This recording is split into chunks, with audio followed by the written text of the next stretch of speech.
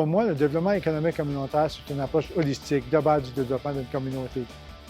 Parce que les problèmes sont extrêmement diversifiés, que ce soit le chômage, que ce soit le logement, que ce soit un ensemble de facteurs, la pauvreté. Il y a beaucoup de facteurs qui influencent ces choses-là. Donc, il faut travailler ensemble dans une communauté si on veut résoudre les problèmes de la communauté.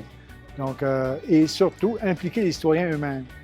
Ce qu'on appelle au Québec, les forces vives de la communauté doivent être mis autour de la table pour ensemble trouver des solutions puis faire les gestes qu'il faut pour améliorer le sort de tout le monde.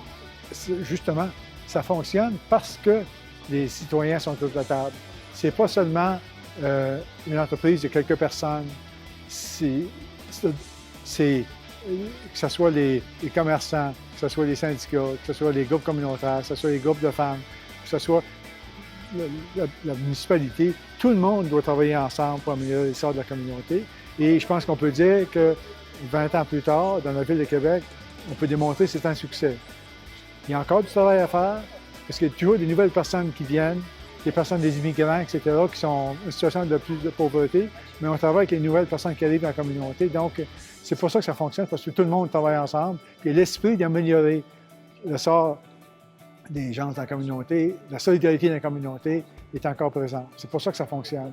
Sinon, ça ne fonctionne pas. Je suis membre du réseau canadien de développement économique communautaire parce qu'il est important d'apprendre des autres. Comme nous, au Québec, où je demeure, on a appris de ce que les autres faisaient en développement économique communautaire. Il faut échanger nos expériences avec les autres peuvent apprendre de nous. Ça, c'est une première raison. La deuxième raison majeure pour moi, c'est qu'il faut influencer des facteurs externes qui influencent la communauté.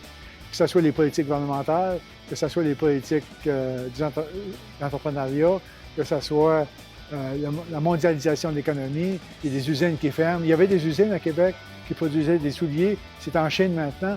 Donc, il faut également travailler sur les facteurs externes et en plus influencer des politiques pour avoir des programmes qui peuvent appuyer le développement que la communauté veut faire de son milieu.